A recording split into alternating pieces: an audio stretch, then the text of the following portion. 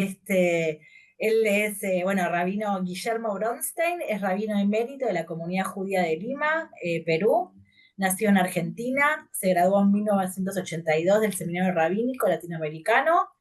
Desde 1985 lideró la sinagoga en 1870.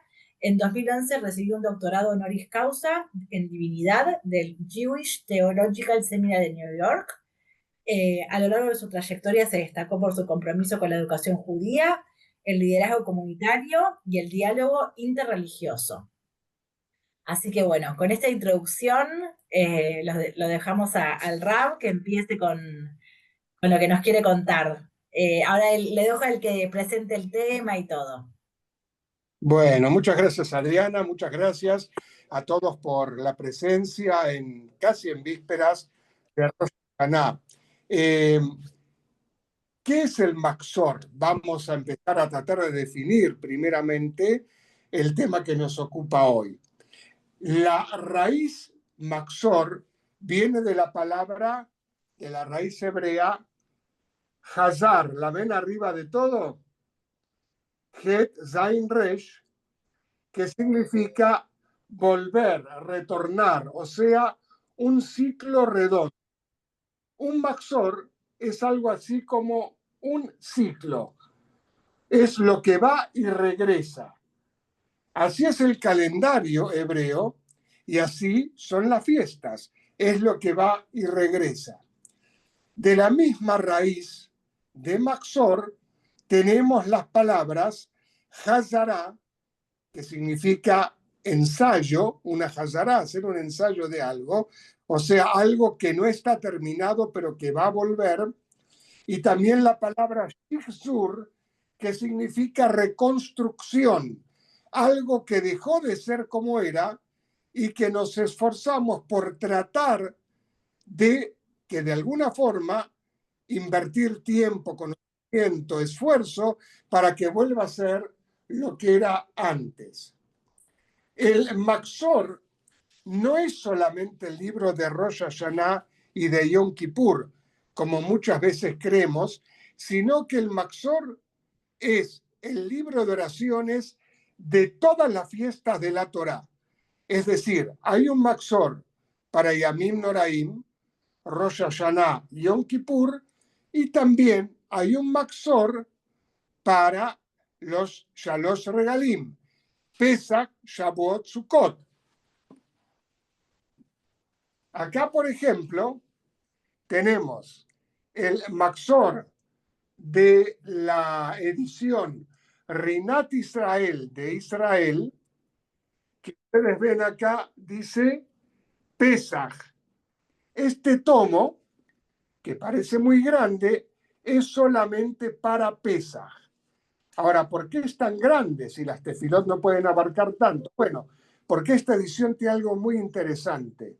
En cada Maxor incluyen la Masejet, el tratado de la Mishnah, que trata acerca de esa fiesta en particular.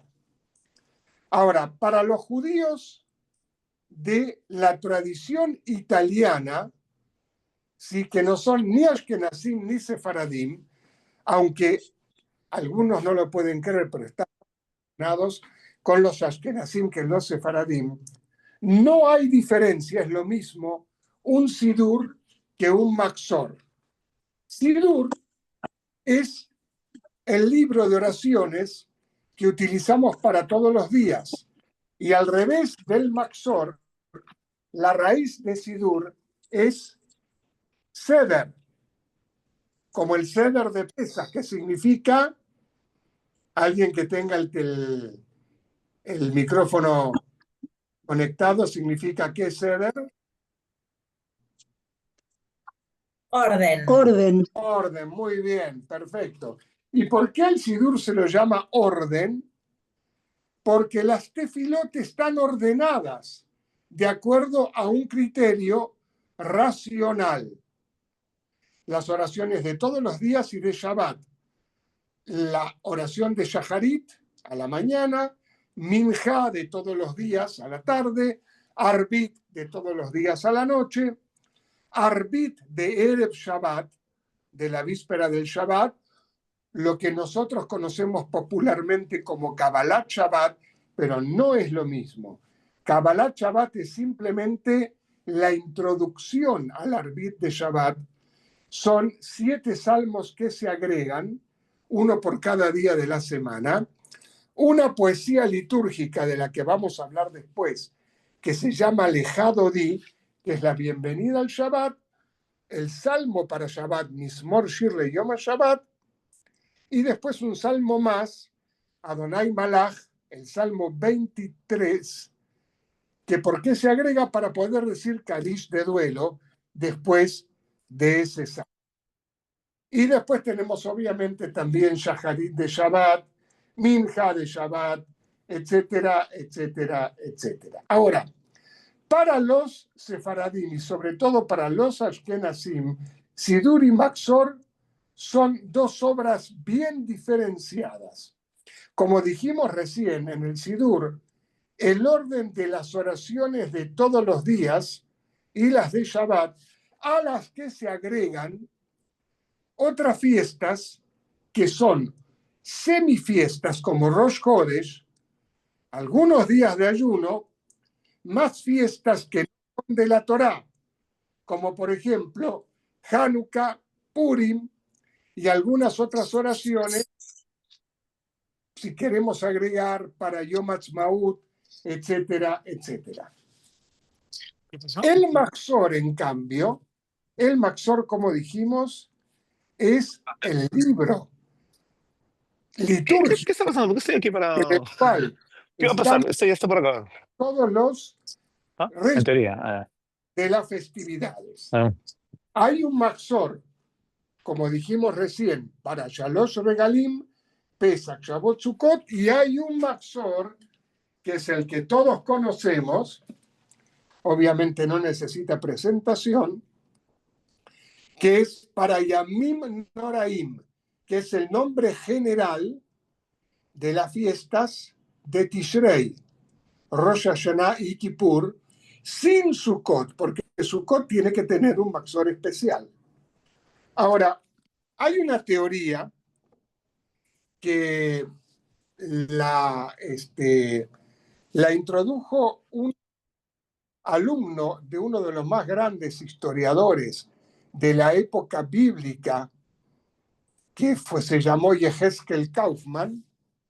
Este señor decía que de todas las fiestas de Tishrei, donde nosotros pensamos que las más importantes, por supuesto, son Rosh Hashanah y Yom Kippur, por el peso litúrgico que tienen y también por el contenido de ambas fiestas, pero sin embargo, para este alumno de Kaufman, o Kaufman, como le dicen en Israel, la fiesta más importante, no solamente del mes de Tishrei, sino de todo el calendario judío, era Sukkot. ¿Por qué Sukkot? Porque es la fiesta en la cual comienza a haber lluvia en Eretz Israel. Y sin la lluvia no hay alimento. En el Tanaj, por ejemplo, cuando el libro de Melahim, o el libro de Reyes, nos cuenta acerca de la rebelión de las tribus del norte, o sea, el reino de Israel, contra el hijo del rey Salomón, Jeroboam, dice que una de las cosas que hizo Jeroboam, ¿sí? Jeroboam, para diferenciarse del reino de Yehudá, de los descendientes de David, fue, primero, anular las peregrinaciones a Jerusalén. Y segundo, cambiar la fiesta de Sukkot por una fiesta de la lluvia. ¿Vieron como los indios en las películas de cowboys que hacen danzas para que llueva cuando hay sequía? Bueno, lo que hizo este rey Rehabam, Jeroboam, el que se rebeló contra el nieto de David, fue justamente cambiar la fiesta de Sukkot, que en sí es una fiesta de la recolección de los últimos frutos en otoño, por una fiesta de la lluvia. Pero la esencia de Sukkot también está en que es la época en la cual comienza a llover. Por eso, el segundo día de Sukkot, en la época talmúdica, se llamaba Simchat Bet HaShoevah, la alegría del día en la cual se bombea. Shoevah es bombear, o sea, se recoge el agua de los pozos, de los aljibes que estaban secos, para hacer una ceremonia en el Bet HaMikdash, en el templo, que se llamaba Nisuch Hamayim. Hoy día esa fiesta ya no existe porque no está el Bet HaMikdash, pero se sigue estudiando en Masejet Sukkot acerca de Simchat Bet HaShoevah. Y lo que sostiene este estudioso Lofink, el alumno de Kaufman, es que Rosh Hashanah y Yom Kippur eran fiestas que existían antiguamente, pero sumamente reducidas a lugares muy particulares. Por ejemplo, Yom Kippur era el momento en el cual los Kohanim purificaban los santuarios, ¿sí? El santuario, el templo de Jerusalén, y los santuarios que existían antes de que el rey Shlomo erigiera el templo, para que estén justamente preparados y purificados para la fiesta de Sukkot. Y lo hacían con la ceremonia que nosotros leemos en el Sefer Torah la mañana de Yom Kippur, trayendo dos chivos o machos cabríos, como se dice en lenguaje fino, uno para el sacrificio y el otro Seir la Azazel, o lo que llamamos el chivo expiatorio, sobre el cual el Cohen confesaba los pecados de todo el pueblo y lo enviaba para que se pierda en el desierto, ¿sí? O se sacrificaba de otra manera. Justamente lo que dicen estos dos sabios, Kaufman y su alumno Lofink, es que como se menciona la palabra Azazel, que es una especie de demonio, esto nos indica la antigüedad de esta ceremonia de la purificación del templo, que en realidad Yom Kippur comenzó siendo eso, más que nada un día de purificación, sí, de purificación ritual, no espiritual, ritual, y que después tomó el peso del perdón de todas las faltas y los pecados que eran llevados hacia el desierto. Con el transcurrir del tiempo, obviamente Yamim Noraim tomaron un peso litúrgico tan grande, que a partir del siglo XVIII-XIX, cuando comenzó la reforma en Alemania, en Austria, que después vamos a ver al hablar de los ejemplos de las oraciones, los judíos nos fuimos olvidando un poco de Sukkot, sobre todo los judíos que hemos adoptado el judaísmo más liberal, nos hemos olvidado. ¿Por qué? No porque Sukkot no tenga contenido, al contrario, sino porque es tan grande el peso, como decíamos, la solemnidad, y tan largas las tefilot de Rosh Hashanah y sobre todo de Yom Kippur, que cuando llega Sukkot, donde todavía tenemos que construir una sukkah, conseguir lulav y etrog, estamos tan cansados que decimos, bueno, vamos a hacerlo lo más corto posible.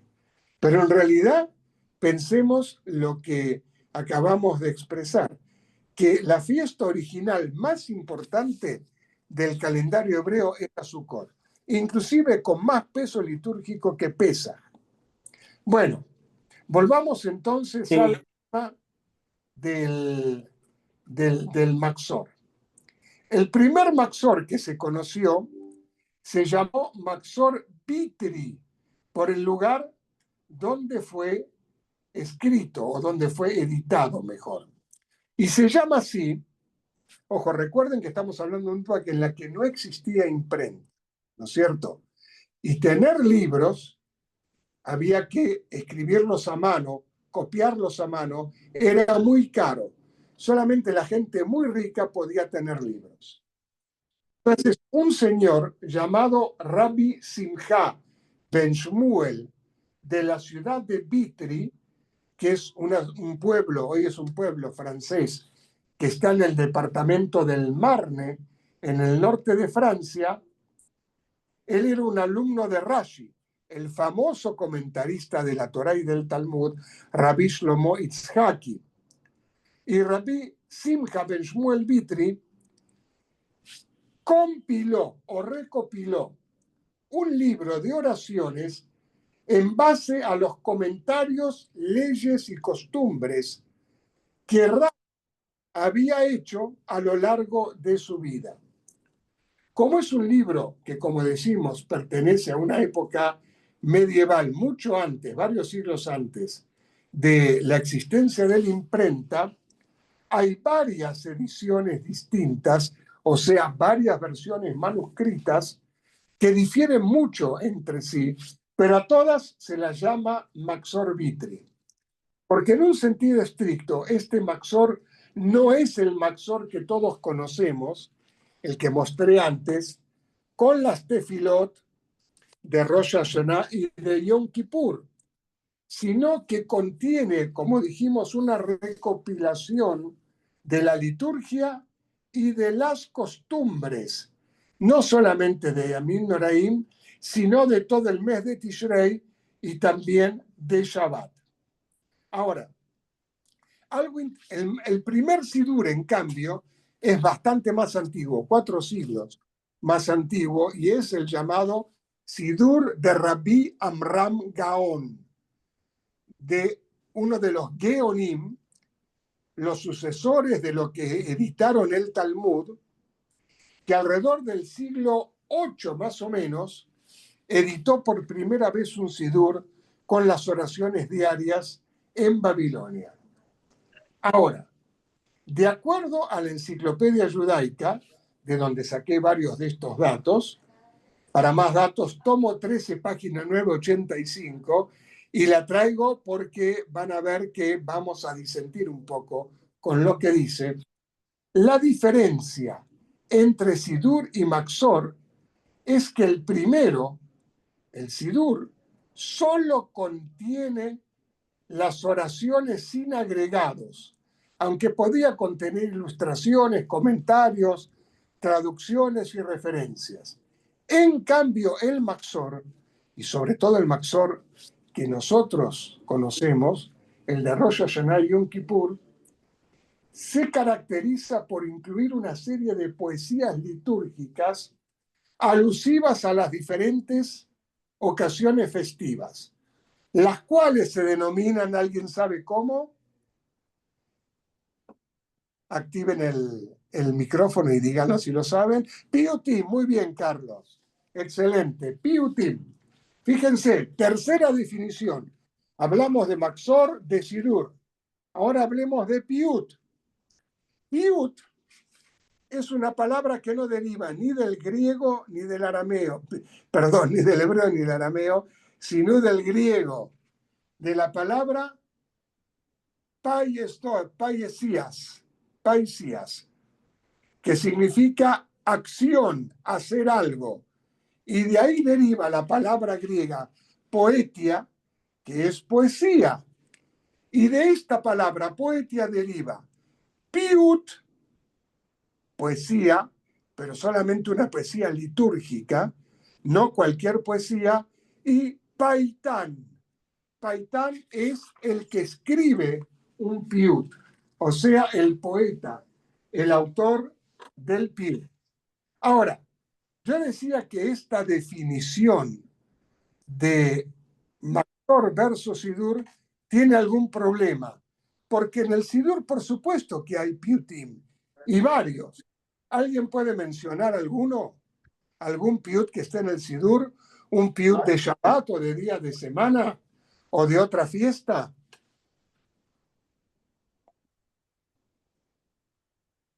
A ver, estamos atentos al chat también. Buenas tardes a todos. No conozco ningún piut. Ok, yo les menciono uno, por ejemplo, que cantamos cada Shabbat y tiene una de las características generales de los piutim. No todos la tienen, pero este sí. El Adón. ¿Conocen el Adón? Muy bien. Lea Tiferet me dice que sí lo conoce.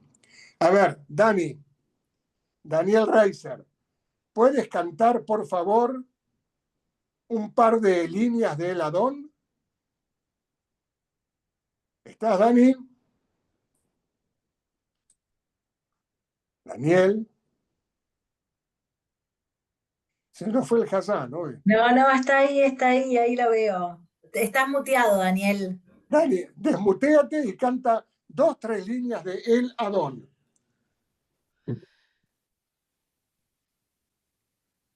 Tengo Ya. un ratito. Compás de espera, ya. Dale. El Adón.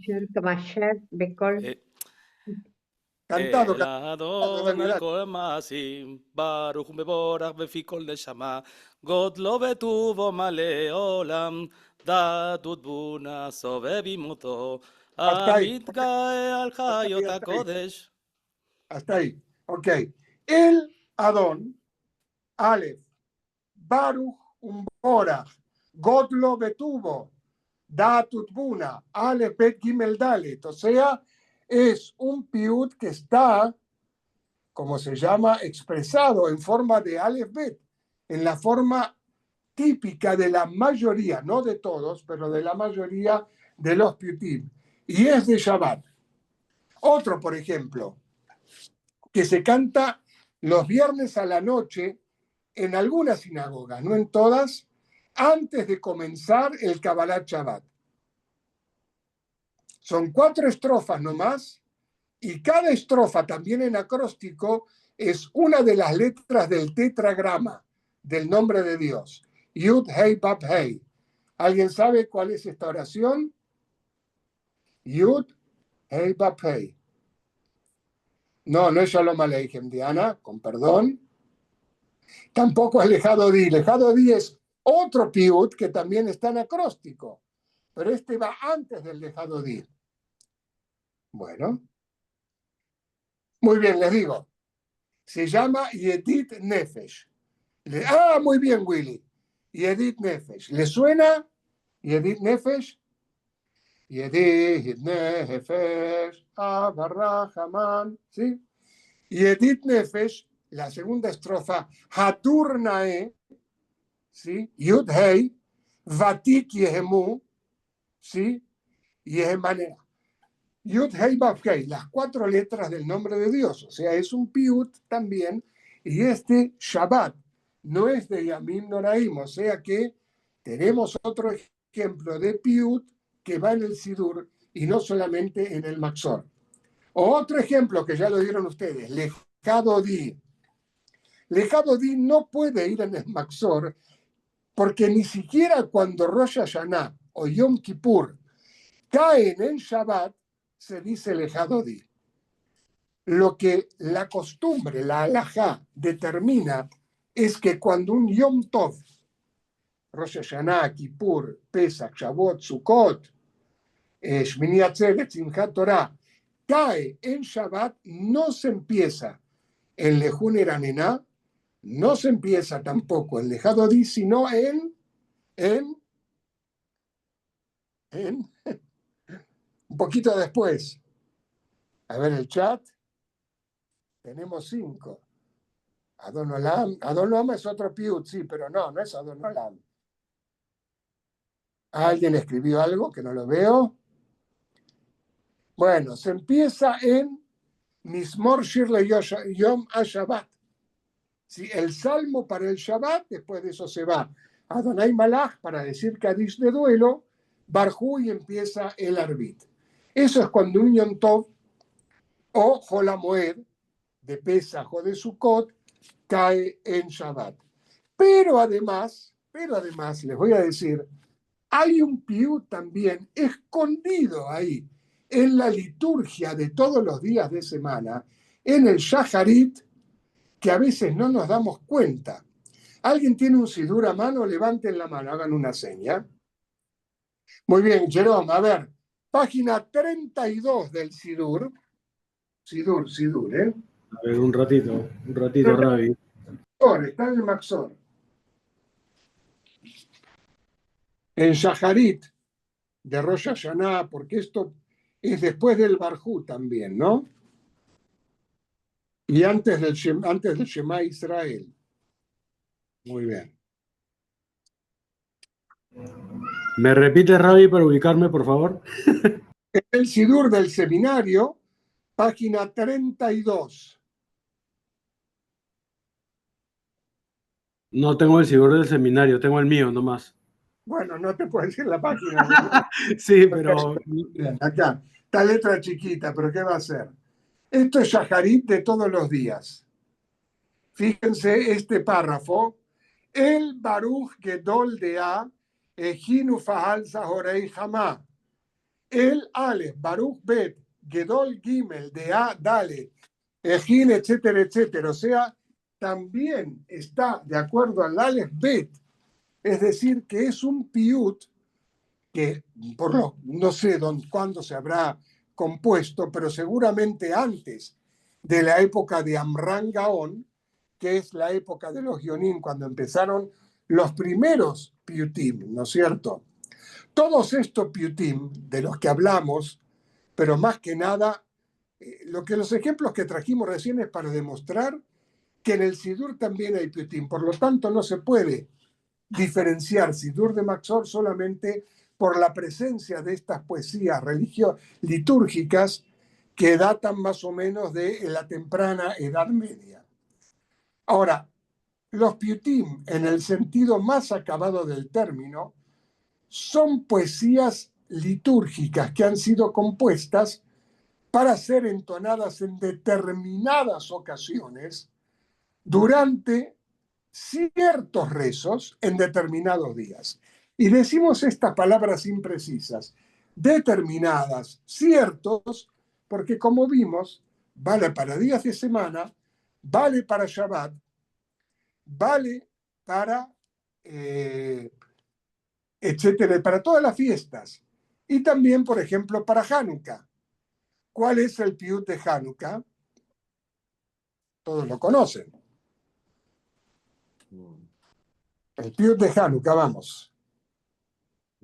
Que cantamos después del Señor todas las noches. Maoz Tzur. Si nosotros vemos la primera letra de cada estrofa de Maoz Tzur, la versión completa, no la versión abreviada de 2 estrofas, la completa de 7 estrofas, ¿sí? Forma la palabra Mordejai. Maoz Tzur, Rabot, Saban Nafshi, Debir Kochoe Biani, Kerot Komad de Rosh Bikes y Evanim Nikbetsu Alai. ¿Sí? Y la última, sexta, perdón, son 6 estrofas. Hazov Seroa Kocheja. Se forma, haciendo un acróstico un poco jalado de los pelos, Mordejai Hazak. Mordejai, el nombre del autor, que tenga fuerza, ¿no? Hazak Be Ematz. Después vamos a volver un poco también porque la música de Mao Tzur tiene unos datos bastante interesantes que nos van a llevar a tratar de dilucidar de dónde salen algunas de las músicas de algunos de estos piutim. La definición de Maxor entonces debería ser justamente la de ritual de oraciones ordenada de acuerdo a las fiestas, así como el Sidur está ordenado de acuerdo a las tefilot de los días de semana y de Shabbat, Rosh Chodesh, Hanukkah, Purim, etc., la de Maxor debería ser ordenada de acuerdo a las distintas festividades, siguiendo la base del Sidur. Minjá, o sea, la oración de la tarde, de la víspera de todos los Hagim, Arbit de Hag, la oración de la noche, Shaharit, lecturas de la Torá y Haftarot, Haftarot que se lean en cada los días de Yom Tov, y eventualmente Hamesh Megilot. Las Hamesh Megilot que son 5 libros que están en los Ketubim. Ketubim son la tercera parte del Tanaj, Torá, Nevim, Ketubim. Esos 5 libros vienen después de los 3 libros más largos de los que tuvimos. Teilim, Mishlei y Job. Salmos, Proverbios y el libro de Job.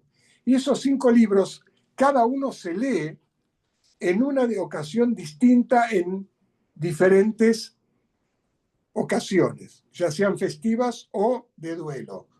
Y son Shir HaShirim, ¿qué es Shir HaShirim? ¿Quién quiere ponerlo en el chat? O decirlo al micrófono, por favor. El cantar de los cantares. Perfecto, señora Felisa. Cantar de los cantares de Salomón, que se lee cuándo, o se canta cuándo, ¿en qué fiesta? Cantar de los cantares. En Pesaj. No, Shir HaShirim ¿No? se canta en Pesaj. Los Pesaj. cantan todos los viernes, cada Shabbat, pero en general se lee en Pesaj. Ruth, el libro de Ruth, que se lee en qué fiesta? Shavuot, En Shavuot, Ruti, perfecto, excelente. Después de Ruth tenemos Eija, o sea, las lamentaciones, que se leen cuando, Tisha B'Av, por supuesto, Tisha B'Av, así es. Después tenemos, me falta una, esperen. La última es Coelet.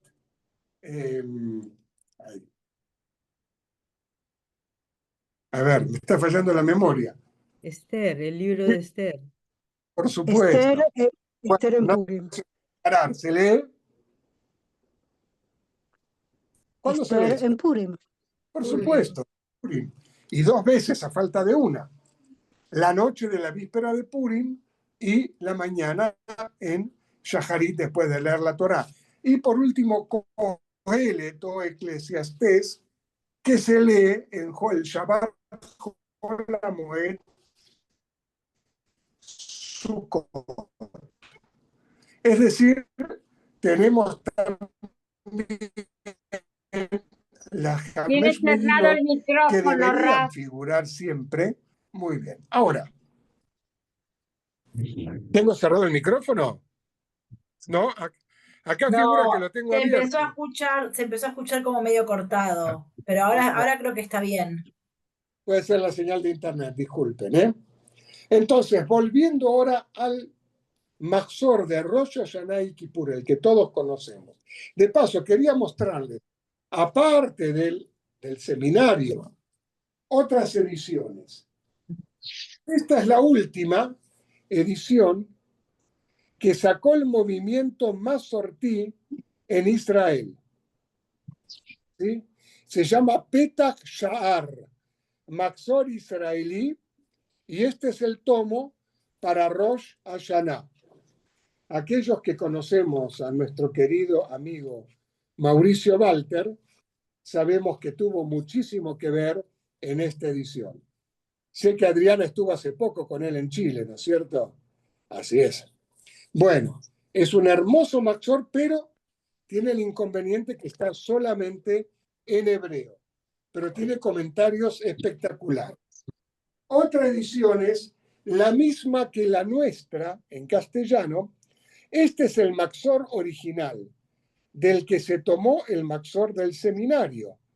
Es el Mahzor llamado Silberman, porque el primero que lo editó fue el rabino Morris Silberman en los años 40-50 en Estados Unidos.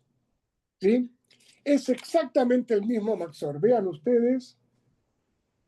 Sí. La única diferencia, obviamente, es que la traducción es al inglés y no al español.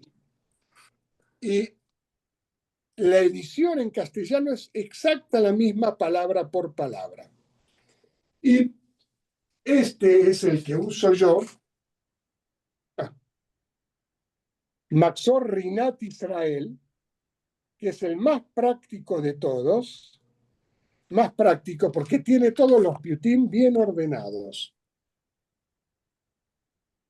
¿Quieren ediciones en castellano? Esta es la primera que se hizo en América Latina. Maxor Abodat Israel, que fue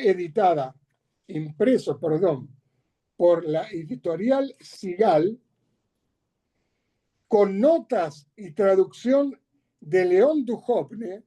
Seguramente los argentinos, uruguayos habrán escuchado hablar.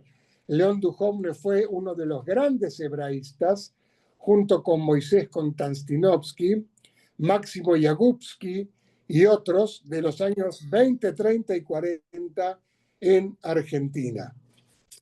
Y este Maxor fue editado en Buenos Aires, como digo, a pedido de la sinagoga de la calle Libertad de la Cira, comunidad israelita de la República Argentina. Y por último tenemos este, que es de Venezuela, Maxor de Yom Kippur con traducción al castellano, hecho por el rabino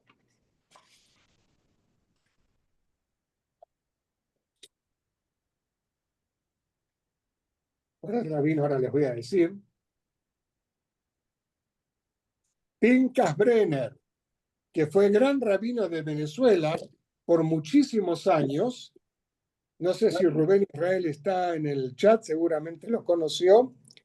Pero además, como peruano por adopción, puedo decir que el rabino Brenner fue hijo del primer rabino oficial que hubo en el Perú, el rabino Abraham Brenner, que llegó acá en el año 1933, traído de Polonia.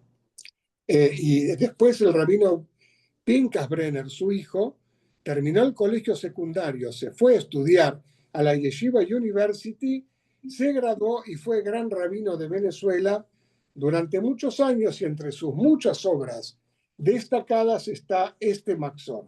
Este solo para Yom Kippur, miren. Es un poco pesadito, pero el contenido es muy bueno, la verdad.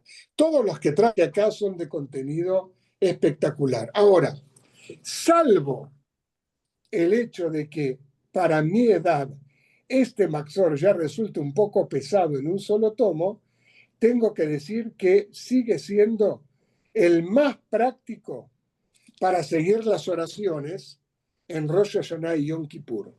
¿Por qué? Porque no tiene referencias. Vayan a tal página, vean el comentario. No. El que quiere ver el comentario simplemente pasa de la página 143 a la 144 y después el Unatane Tokef en la página siguiente.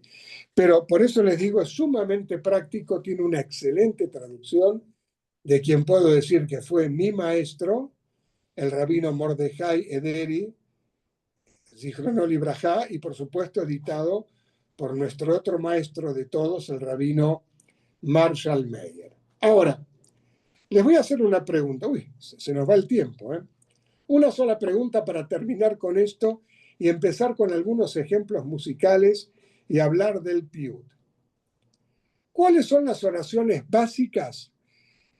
Supongamos que uno no puede ir a la sinagoga. Está enfermo, estamos en la pandemia, que no venga de vuelta.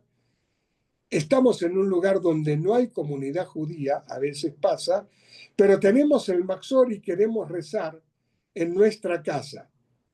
¿Cuáles son las oraciones básicas que deberíamos decir si no tenemos mucha experiencia en cuanto a leer todas las oraciones?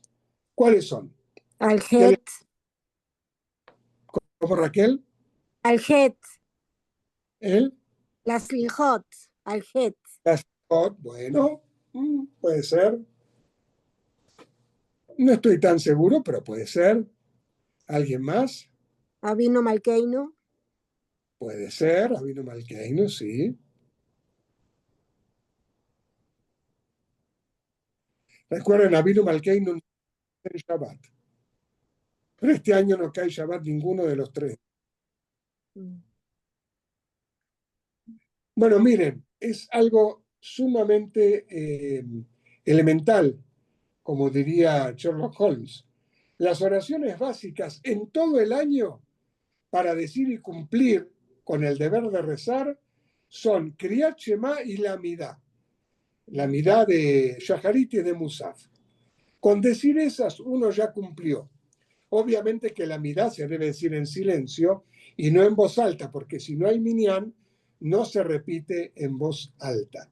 El Avinu Malkeinu sí se puede decir estando solo, sin tener minyan, pero los otros piutim no se dicen, y sobre todo aquellos que implican abrir el Ona Kodesh, que también requieren que haya minyan.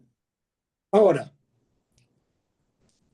si alguno de nosotros debiera rezar cualquiera de los 2 días de Rosh Hashanah y Yom Kippur, bastaría con que dijese entonces Shema, Amidá de Shaharit y de Musaf, y que en Rosh Hashanah pudiera de alguna manera tocar el shofar o escucharlo, porque la mitzvah de Rosh Hashanah es escuchar el shofar. Y para cumplir con la mitzvah del día, aparte de los rezos, obviamente hay que escuchar el shofar. ¿Sí? Ahora, el shofar en Rosh Hashanah toca 2 veces.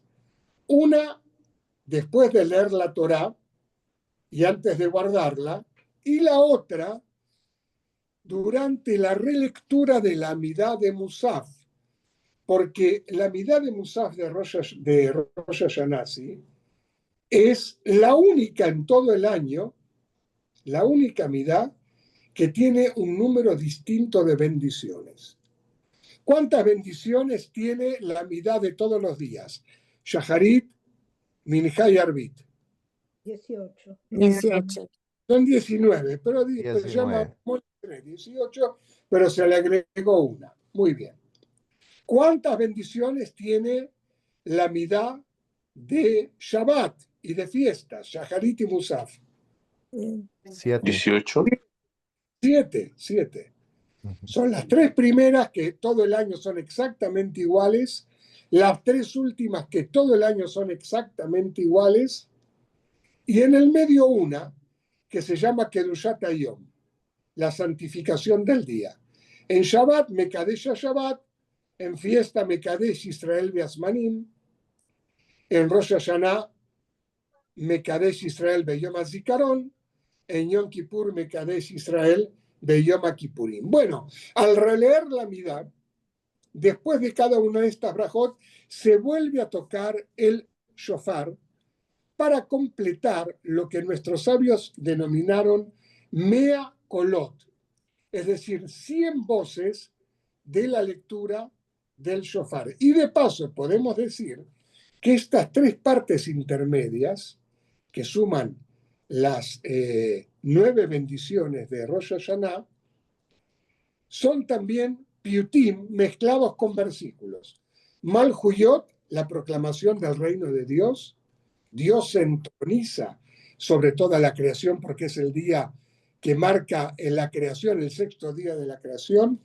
Zichronot, Dios recuerda a Israel y al mundo porque lo juzga ese día, es Yom Adin.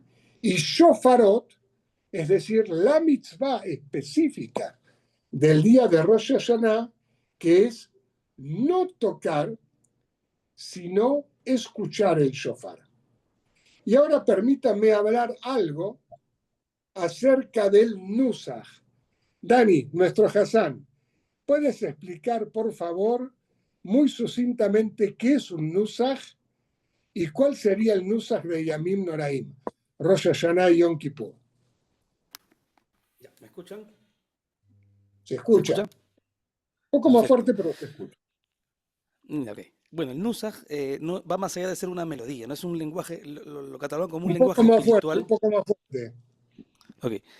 Bueno, el Nusach va más allá de ser una simple melodía o una escala. Es un lenguaje prácticamente que marca o diferencia diferentes situaciones temporales dentro del lo que es, por ejemplo, Hol, Shabbat, Yamim Noraim y cualquier Hag. El Nusach que utilizamos para Yamim Noraim se le conoce como Freigish, que es una variación del Nusach, de la escala frigia, que es el 3er grado de la escala mayor, que tiene la Eso escala para frigia los que tiene no es cierto. Freigish es una Freigish. variación de la escala menor. Ok. ¿Puedes dar un ejemplo de Nusach Freygish? Por ejemplo, ¿cómo es la Amidá, la música de la Amidá de Shacharit, Rosh Hashanah? La Por primera ejemplo, braja. por ejemplo, la primera verajá, antes de la Ojalá que Jatimá, ¿no? lo saquen bien. Melech Oser Umoshiach Umagen Que se escuchen bien. Baruch Ata Adonai Y que tomen bien el mensaje. Magen. Es una lista larga. Perdón. Sigue, por favor. Ya. Magen Abraham. Ok, Y la gente responde, perfecto. amén. Para ver algo bien Freygish, ¿podrías, por favor, cantar Leem Papá, Baruch, que es la brajá, que es la primera brajá antes del Shema? ¿Sí? Ok. Leel Baruch Neimotiteno. Leel Baruch Neimot Iteinu למלך החי אל חי וקיים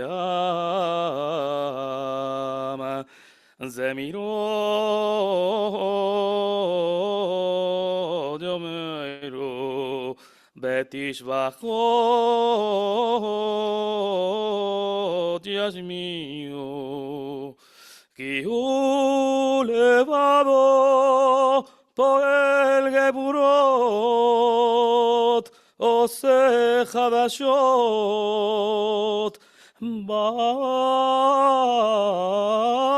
בעל Hasta ahí. מלחמות. Muy bien, Dani, gracias. Ahora, como se han dado cuenta, los que saben música y les gusta la música, en este modo Freygish predomina la melodía por sobre el ritmo. Y eso es lo que se llama el estilo oriental de la Hazanut, donde la melodía predomina por encima del ritmo.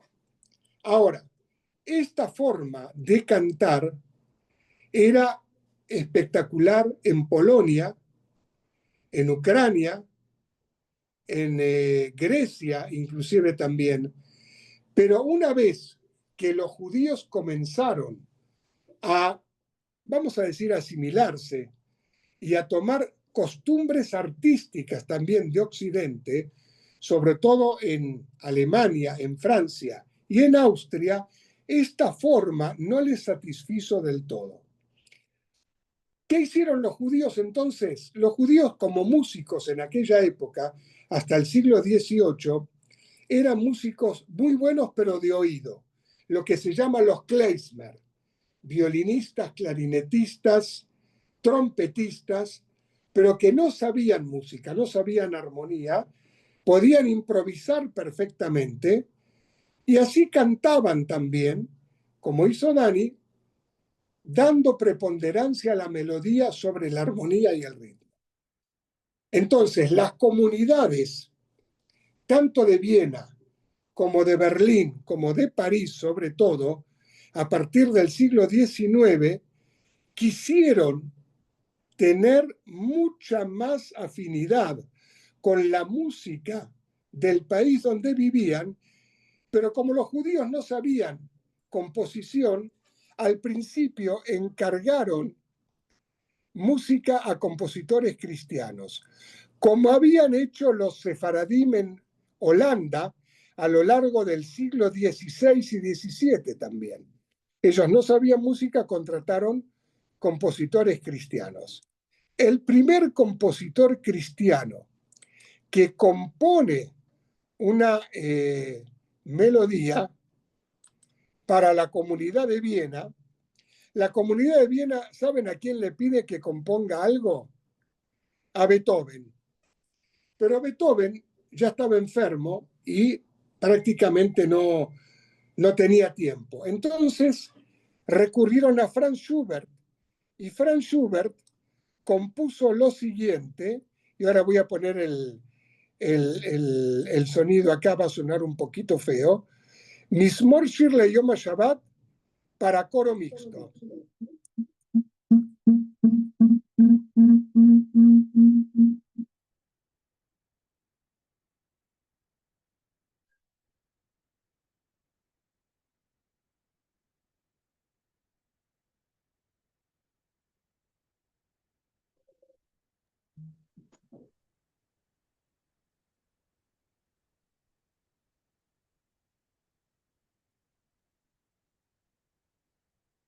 No estamos escuchando, deberíamos.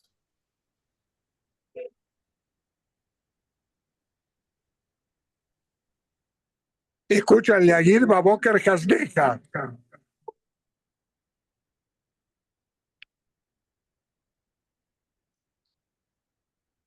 Ok, hasta ahí nomás. Ahora, después No escuchamos, no se escuchó. voy a sacar el sonido de la computadora. Hubo judíos que estudiaron música, ¿sí? Por ejemplo, en Viena contrataron uno de los Hasanim cuyas composiciones llegan hasta el día de hoy. Inclusive, Franz Liszt, el famoso pianista y compositor, que tenía algo de antisemita, su yerno fue Richard Wagner, el famoso compositor de ópera terriblemente antisemita, casado con la hija, con Cosima Liszt, que era más antisemita que Wagner, pero de todas formas Liszt fue a la sinagoga de Viena a escuchar al Hazán, que se llamaba Salomón Sulzer, que también él compuso algunas melodías, armonizándolas de manera espectacular. Esta, por ejemplo, seguramente a todos les va a sonar. Voy a poner de nuevo el sonido, va a sonar un poco feo, pero ahí va.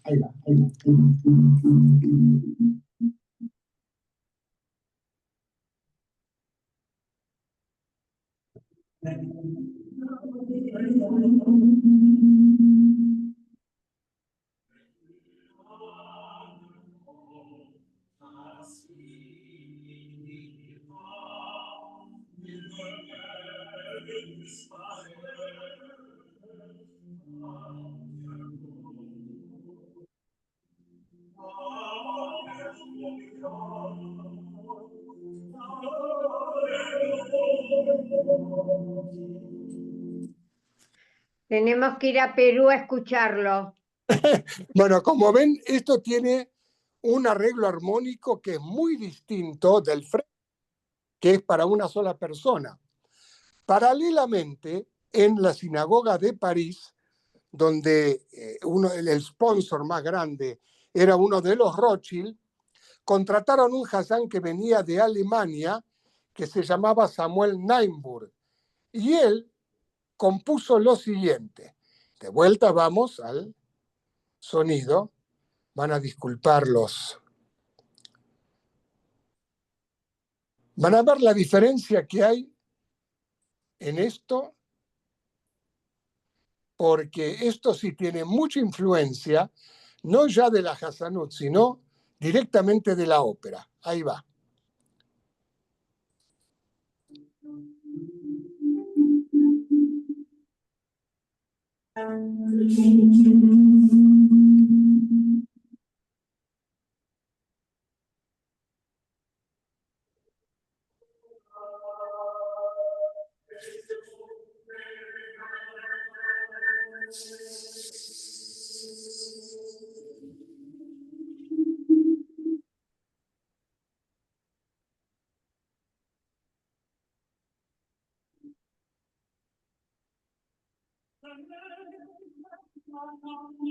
Lamento, pero no se escucha nada.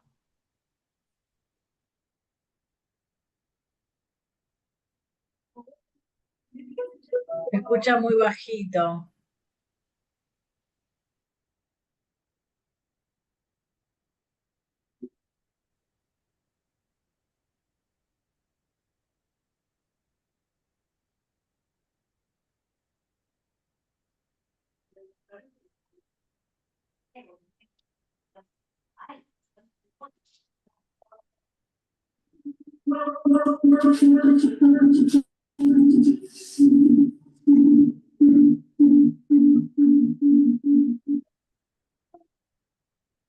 ¿Alguien tiene prendido el micrófono?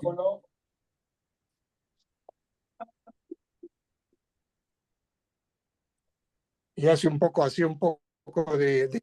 Bueno, como se A han ver. dado cuenta, esta composición de Samuel Naimur es eminentemente rítmica, mucho más que melódica, es rítmica y está muy influenciada por el más grande compositor judío de ópera que vivió en esa época en París, que era alemán, igual que Naimur, y se llamaba Jacob Meyerbeer o Giacomo Meyerbeer, ¿sí? Compositor de óperas conocidas como La Africana, Los Hugonotes, Roberto el Diablo. Meyerbeer también quería componer música para la sinagoga, pero la ópera le ocupaba todo el tiempo. Ahora, permítanme, para terminar ya, hacerles escuchar esto que seguramente a muchos les va a resultar muy, muy conocido.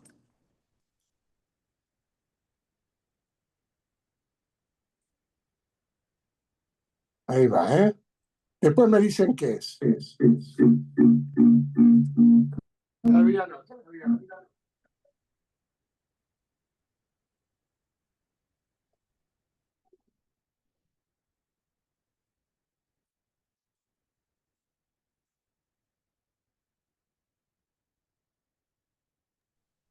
No, no estamos escuchando.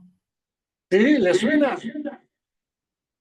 No, ¿No le suena?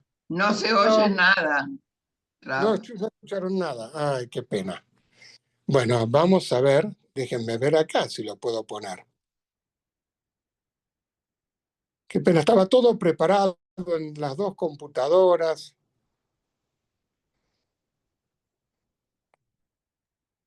La A ver tecnología no es ahora. precisa. Sí, no A te veces preocupes. pasa. Como decía Tuzán, puede fallar. A ver ahora, a ver.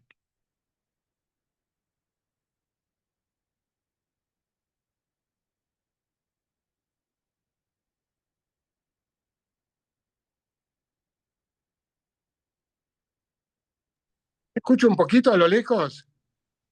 No, Nada. nada. Ay, qué pena. Bueno, es el Cancán de Jack Offenbach. ¿Y saben por qué lo traigo? Porque Offenbach, cuando vivía en Alemania, era Hazán junto con su padre de una sinagoga en Colonia. Y él compuso música para la sinagoga. A ver si se escucha algo acá.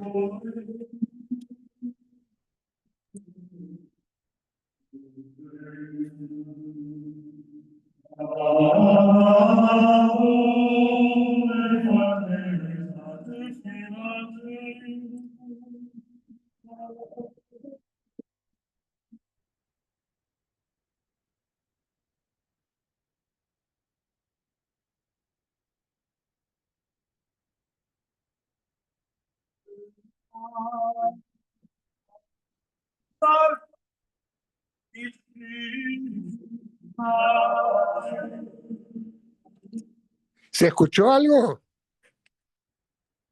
¿Se pudo escuchar? Apenitas.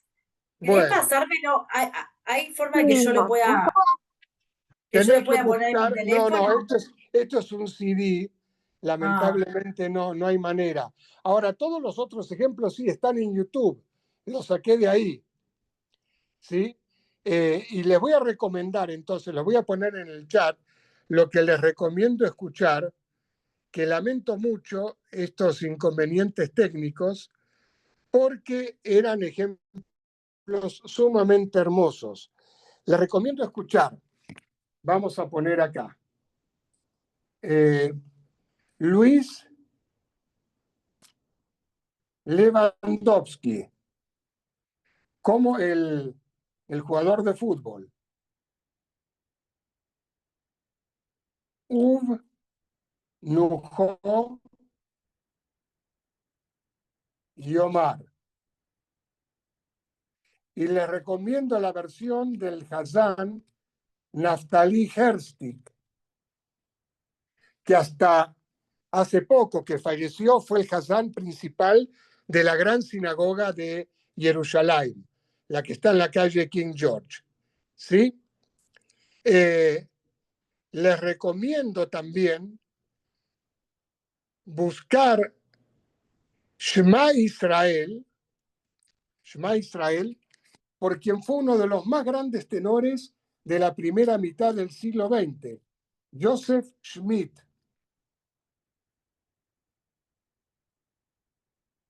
Que fue el Hazán también de la gran sinagoga de Berlín, y lamentablemente murió en un campo de concentración en 1942. Él canta un Shema Israel con la música de Lewandowski, que es sumamente inspirador. Ahora, de Ubnujo y Omar van a encontrar varias versiones. El de Lewandowski les recomiendo absolutamente todas. Bueno, ya han pasado las 6, así que no quiero extenderme más. Si es que hay preguntas o comentarios, pues estoy, por supuesto, a disposición de todos ustedes.